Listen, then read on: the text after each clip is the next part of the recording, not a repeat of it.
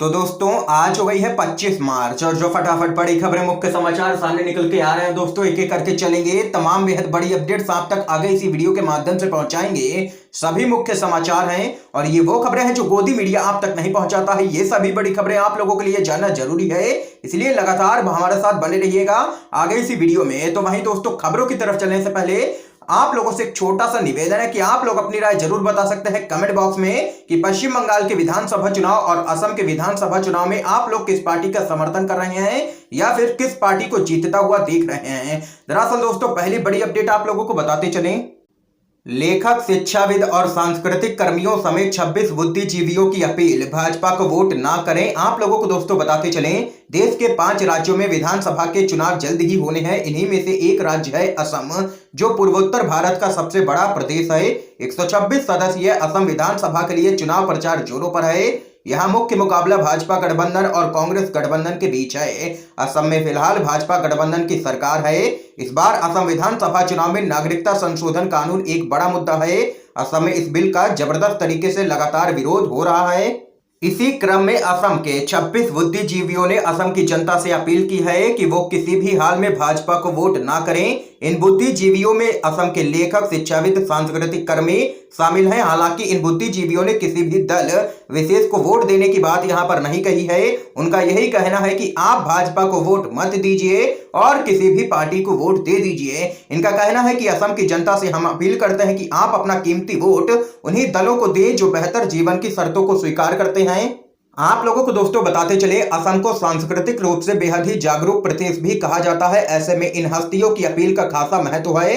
असम की राजनीति के जानकारों का मानना है कि 26 बुद्धिजीवियों की अपील राज्य में भाजपा के गणित को यहां पर पूरी तरीके से बिगाड़ सकता है और उनकी संभावनाओं को ग्रहण लग सकता है राज्य के अंदर।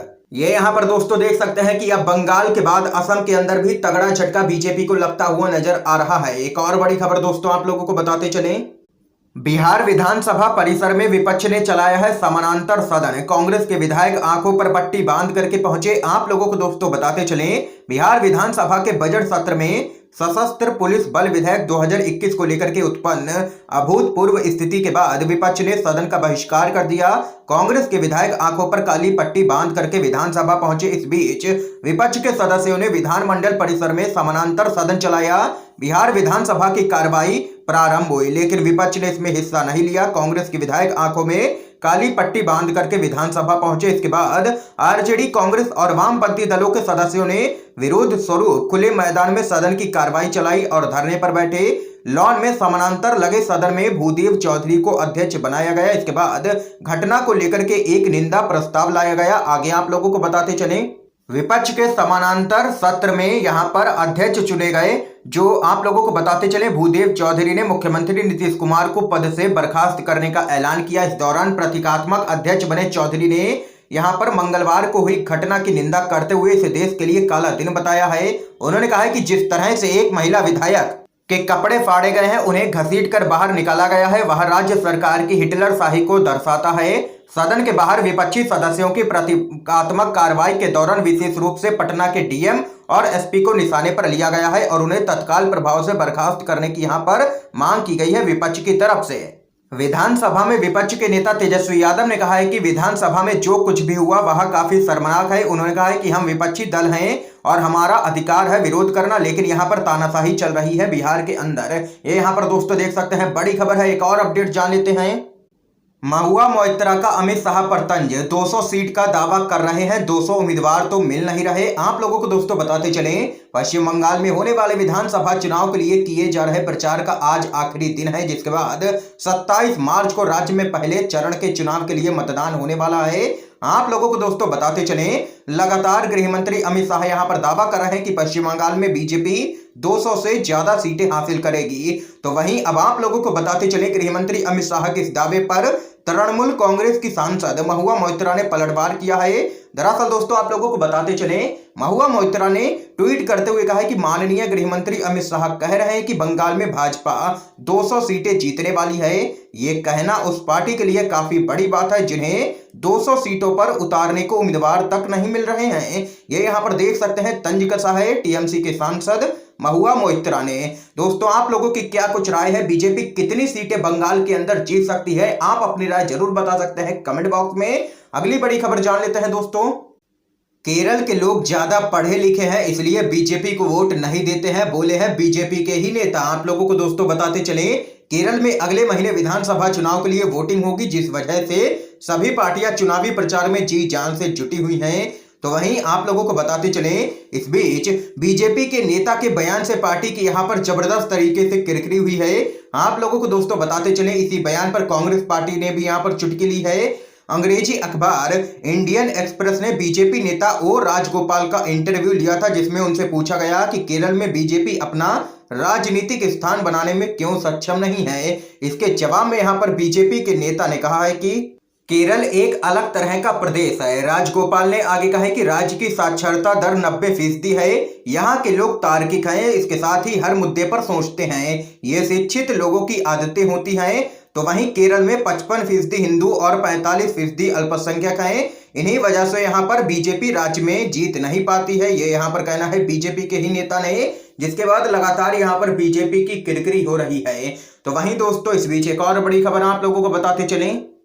पश्चिम बंगाल में बोले सीएम सोरेन, बीजेपी नेताओं के घर पैसे की मशीन है, उनके धन बल को हराने के लिए टीएमसी को वोट दीजिए। आप लोगों को दोस्तों बताते चले, पश्चिम बंगाल विधानसभा चुनाव को लेकर के सरगर्मियां काफी तेज हो गई हैं। राज्य की मुख्यमंत्री एवं टीएमसी प्रमुख ममता बनर्जी के समर्थन में देश भर के गैर भाजपाई नेताओं का जमावड़ा पश्चिम बंगाल में लगातार हो रहा है। इसी क्रम में झारखंड के मुख्यमंत्री एवं झारखंड मुक्ति मोर्चा के अध्यक्ष हेमंत सोरेन भी बंगाल पहुंचे और यहां पर टीएमसी के समर्थन में चुनावी प्रचार किया है। आप लोगों को दोस्तों बताते चले, सीएम हेमंत सोरेन ने बंदवान और मान बाजार इलाके में टीएमसी उम्मीदवारों के पक्ष में प्रचार किया और वोटों की अपील की है जनता से।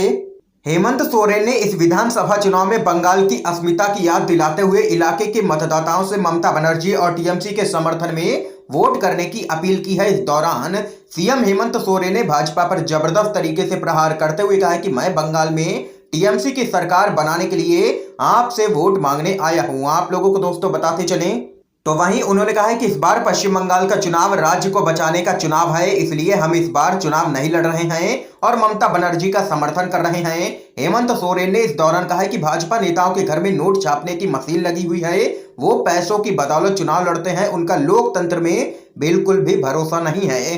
भाजपा हमेशा हिंदू मुसलमान को लड़ा करके वोट हासिल करना चाहती है। नाम लिए बगैर पीएम मोदी पर निशाना साधते हुए उन्होंने कहा है कि वो जो बोलते हैं बिल्कुल नहीं करते और जो नहीं बोलते वो पक्का करते हैं। भाजपा पर बड़ा हमला करते हुए हेमंत सोरेन ने कहा है कि भाजपा ईस्ट इंडिया कंपनी का छोटा सा ग्रुप है, इसने देश की अर्थव्यवस्था को पूरी तरीके से खोखला करके रख दिया है। ना तो देश में काला धन आया, ना किसानों की आय दोगुनी हुई, ना किसी के खाते में 15 लाख रुपए आए और ना ही 2 करोड़ युवाओं को यहाँ पर नौकरी मिली है। पूरी तरीके से बीजेपी पार्टी जुमलेबाज है। ये यहाँ पर जबरदस्त तरीके से पश्चिम बंगाल में चुनावी रैली में बरसे हैं बीजेपी पर। झारखंड के मुख्यमंत्री हेमंत सोरेन और ममता बनर्जी का समर्थन करने की अपील की है जनता से। तो वहीं दोस्तों एक और बड़ी खबर आप लोगों को बताते चलें, काम करने वाली सरकार को हटाना चाह रही है बीजेपी, सभी दल करें एनसीटी बिल का विरोध। ये यहां पर कहना है आम आदमी पार्टी के सांसद संजय सिंह का। आप लोगों को दोस्तों बताते चले, राष्ट्रीय राजधानी क्षेत्र दिल्ली सरकार संशोधन विधेयक 2021 यानी कि एनसीटी बिल को लेकर के राज्यसभा में जबरदस्त तरीके से हंगामा हुआ। आम आदमी पार्टी के वरिष्ठ नेता और राज्यसभा के सांसद संजय सिंह ने सदन में कहा है कि एनसीटी बिल का विरोध सभी राजनीतिक दल लगातार कर रहे हैं क्योंकि यह कल किसी के साथ भी हो सकता है। संजय सिंह ने आगे कहा है कि भारतीय जनता पार्टी दिल्ली में 23 साल से हार रही है। अब वो एक ऐसी सरकार को हटाना चाह रही है जिसने दिल्ली के लोगों के लिए काम किया है और बहुमत से जीत भी रही है। तो वहीं दोस्तों एक और बड़ी खबर जान लेते हैं। पश्चिम बंगाल अंजना ओम कश्यप की हुई है जबरदस्त तरीके से फजीहत। पूछा क्या ममता ने नंदीग्राम में विकास किया है? लोग बोले हाँ किया है। जी हाँ दोस्तों, आप लोगों को बताते चलें, पश्चिम बंगाल में विधानसभा चुनाव का प्रचार चरम पर है। ऐसा लग रहा है कि बंगाल में दो दलों के बीच नहीं बल्कि प्रधानमंत्री और मुख्यमंत्री के बीच चुनाव हो रहा है। आप लोगों को दोस्तों बताते चले, पूरे देश की निगाहें बंगाल चुनाव पर लगातार लगी हुई हैं। इसी क्रम में अलग अलग न्यूज चैनल्स और मीडिया कर्मी भी पश्चिम बंगाल में पहुंचे हैं। आज तक न्यूज चैनल की एंकर अंजना ओम कश्यप भी पश्चिम बंगाल में पहुंची हुई हैं। इस दौरान अंजना ओम कश्यप पश्चिम बंगाल के नंदीग्राम में पहुंची हुई थी। यहां पर आज तक न्यूज चैनल ने राज तिलक कार्यक्रम का आयोजन किया था। इसमें विभिन्न राजनीतिक दलों के प्रतिनिधियों के अलावा बड़ी संख्या में स्थानीय जनता भी शिरकत कर रही थी। इस कार्यक्रम के दौरान एक ऐसा वाकया हो गया जिसकी उम्मीद अंजना ओम कश्यप ने भी नहीं की होगी। आपको मालूम होगा कि नंदीग्राम विधानसभा सीट से खुद पश्चिम बंगाल के मुख्यमंत्री और सत्ताधारी टीएमसी की अध्यक्ष ममता बनर्जी उम्मीदवार हैं। यहां पर उनके खिलाफ बीजेपी के शुभेंदु अधिकारी हैं। तो वहीं आप लोगों को बताते चलें, इस हॉट सीट पर राज तिलक कार्यक्रम का कारवां लेकर के अंजना ओम कश्यप पहुंची हुई थी। इस दौरान मौजूदा भाजपा के पैनलिस्ट ने कहा कि नंदीग्राम में कोई भी विकास का काम नहीं हुआ।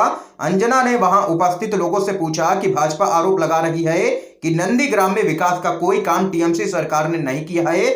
आप में से कितने लोग मानते हैं कि नंदीग्राम में विकास हुआ है? अंजना ओम कश्यप के सवाल के जवाब में वहां मौजूद लगभग सभी लोगों ने हाथ उठाकर के कहा कि नंदीग्राम में विकास हुआ है। यानी कि आज तक के कार्यक्रम में मौजूद आम लोगों ने एक तरह से ममता बनर्जी के पक्ष में अपना समर्थन जता दिया है। इस पर सोशल मीडिया पर लोगों की प्रतिक्रियाएं थी कि शायद ऐसे जवाब की उम्मीद अंजना ओम कश्यप ने नहीं की होगी। देख सकते हैं लगातार बीजेपी की चौतरफा मुश्किलें बंगाल के अंदर बढ़ती हुई नजर आ रही हैं और दिन पर दिन ममता बनर्जी का समर्थन बढ़ता ही जा रहा है। तो वहीं एक और बड़ी खबर आप लोगों को दोस्तों बताते चलें, पश्चिम बंगाल ममता बनर्जी का पीएम मोदी पर जोरदार हमला, कहा बहुत बड़े झूठे हैं मोदी। आप लोगों को बताते चले, पश्चिम बंगाल की मुख्यमंत्री ममता बनर्जी ने दावा किया है कि उनकी पार्टी केवल उन लोगों को बाहरी कहती है जिन्हें विधानसभा चुनाव के दौरान यहां परेशानी खड़ी करने के लिए भेजा गया है, उन्हें नहीं जो बरसों से राज्य में बसे हैं।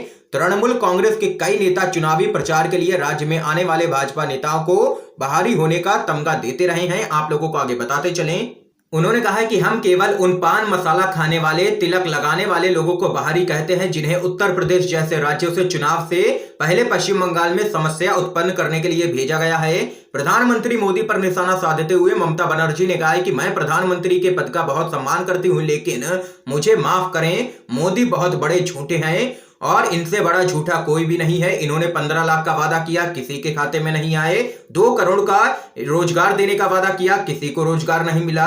ऐसे ना जाने कितने जुमले प्रधानमंत्री मोदी रोज फेंकते हैं। ये यहाँ पर जबरदस्त तरीके से सीएम ममता बनर्जी बरसी हैं प्रधानमंत्री मोदी पर। ये यहाँ पर दोस्तों आज की तमाम बेहद बड़ी खबरें सामने निकल के आई हैं जो हमने आप लोगों तक पहुंचाई हैं। वीडियो पसंद आया हो तो लाइक कीजिए, ज्यादा से ज्यादा शेयर कीजिए ताकि आप सभी के दोस्त भी इन खबरों को जान सकें। वीडियो देखने के लिए दोस्तों आप सभी का बहुत बहुत धन्यवाद।